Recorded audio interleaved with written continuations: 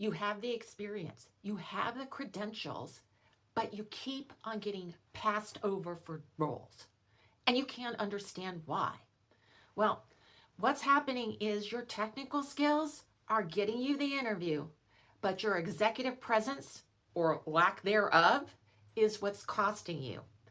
And you may not even know it. Hi, I'm Shelley Piedmont, a former recruiter turned career coach. And today we're going to talk about executive presence, or what I like to say is just presence.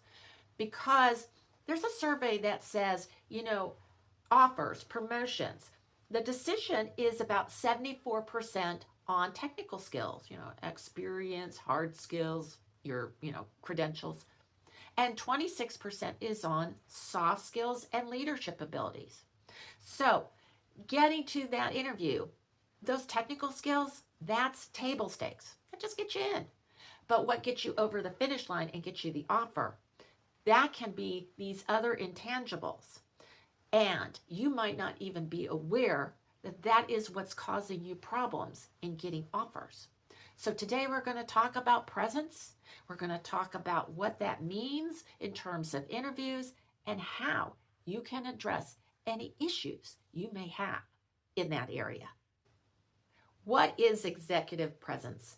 Well, first of all, I would like to throw out the executive part there because presence is important at all levels of the organization. Entry level, mid-career, senior executives. It is how you're being perceived. That's important to your career.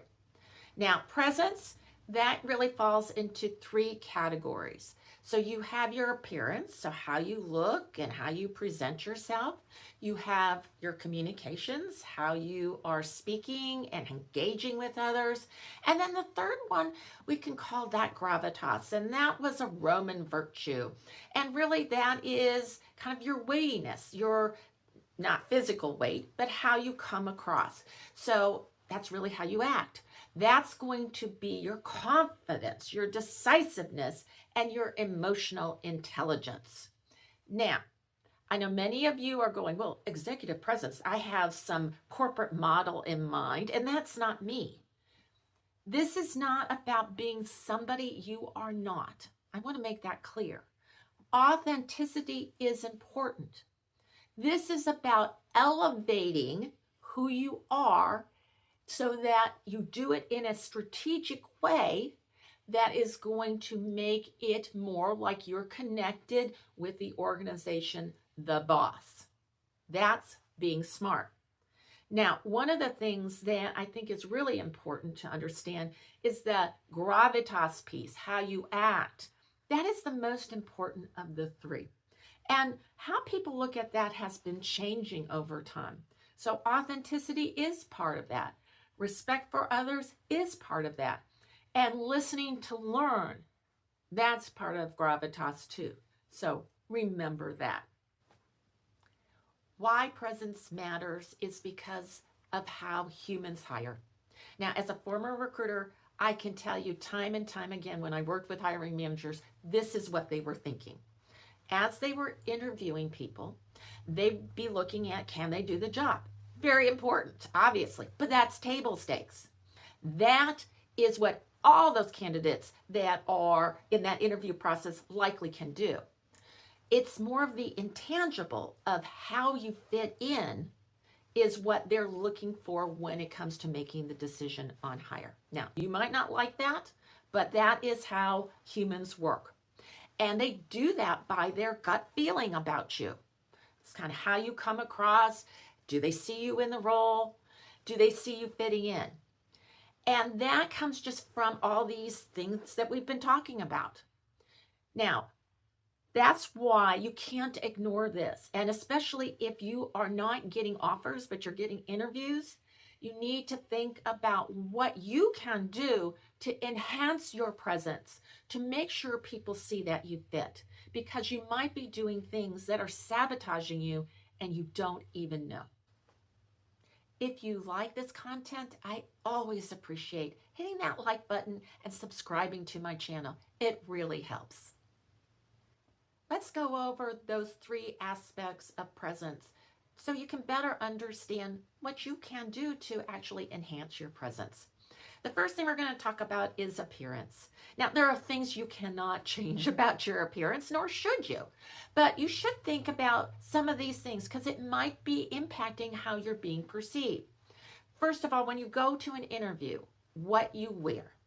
Now, it's not like you have to wear a suit, but what you need to think about is what is the general, wear of the people that are at that employer. And try to step it up like a notch. Now, how can you tell? Well, you can look at the website. Maybe they have pictures of people at work and you can get a sense of that. But if you're in doubt, ask the recruiter. They want you to succeed. So they're happy to answer that question of what you should be wearing in that interview. The second thing is, it doesn't matter if it is a brand new set of clothes or something you've had for 5 years. But what is important is that you don't look sloppy. That means things are pressed. They're clean. You don't have, threads hanging out. That attention to detail is important. It is how people will judge you. And you don't want to be judged lacking because you haven't attended to what you're going to wear in the interview.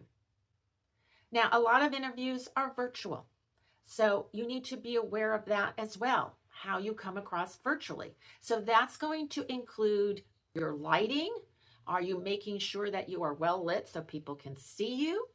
That's important. Are you standing too far away from the camera? Too close to the camera? That can be a problem. As well as clean the lens of your camera. Sometimes it's really dirty and it makes you hard to see, and that is a problem. The next thing we're going to talk about is your communication skills. So this is about how you come across with the words that you are saying or how you're engaging with others. Many people use filler words as part of their conversation, oftentimes because they don't know what they want to say. Practice can help you eliminate those filler words. There also can be you are making a statement, but you actually are making it a question because you have an uplift at the end of your sentence. I'm really happy to be here, like that, can be quietly sabotaging you. It also can be rambling, not being concise. That can be a problem. It can also be that you have poor posture. You're kind of slinking down in your chair when you should be upright. Another thing is how you're engaging with others. Are you picking up cues in your audience? Oftentimes, a recruiter is quietly telling you through their facial expressions, you're talking too much, but you're not picking it up, or that you've lost them somewhere and you need to stop, take a pause, ask them, if there's anything that you need to do to restate that or to make it more clear. This is how you can be more effective in your communications. One way that can help you is to actually videotape yourself. Use the camera on your phone, answer interview questions, and do some things with that. Look at it without sound. How do you come across? And then do it with sound to see the words that you're saying. This sometimes can be really hard. I will say that because I have had to work myself on my communication skills. But knowing it is better than not knowing it, and being able to work on it because you are aware pays a lot of benefits. The third aspect of presence that you might find you're struggling with is that, gravitas, how you act. So here are some things to look out for. Are you hesitating when you're answering questions? Now, it's okay to take a pause as you're trying to think through what you want to say, but if that's something that happens quite often, that can show lack of confidence. Or you're using words that minimize how you feel. I think, maybe, be careful of that. Another thing some people do is when they're describing what they've done, they use a lot of we instead of I. Now, people do like team players and they do like collaboration, but they aren't hiring the team. They are hiring you, and they want to know what you did if you're part of the team. So you need to talk about that. And lastly, it's about how you come across as confident in your abilities. There are some people that really struggle with this, that they don't want to own what they have done. That is not building confidence in you. And when you lack confidence, that employer will lack confidence in you. So, what are some things you can do here? Well, I am a career coach, so I work with people all the time on this part: what to say, how to say it. A lot of this comes down to practice and making sure that you know what you want to say, and then thinking about the best ways to convey that in your communication. That's really important. That will make you feel more confident in your interview, and that is a winning strategy. We all have blind spots when it comes to our presence. You don't know what you don't know. So how can you become more aware? So there's 3 ways to do that. One is find a mentor, a former boss, a trusted colleague, and ask them about your presence. Say, I'm trying to work on my presence and I really need honest feedback about how I come across in the workplace. And can you give that to me? That can be really helpful. The second thing I've talked about before is actually videoing yourself and looking at how you come across. What's your posture? How do you look? How are you talking? Are you using filler words? Are you coming across hesitant? That can be illuminating. And then the third is, if you need help, there are people that can help you. A stylist can help you with your wardrobe. A voice coach, they can help you with how you come across with your speech. And a career coach like myself can help you with how you act, how you strategize about what to talk about and how to talk about it. So there's many ways that you can work on your presence, but the first part is making sure you are aware of what you are doing that could potentially be sabotaging it. Here's what I want you to know. Executive presence absolutely can be learned. Early in my career, I had a mentor who suggested I work with a coach. I didn't even realize that presence was a problem for me, but it was invaluable. And I have been able to use that throughout my career. So remember, presence is not about being inauthentic.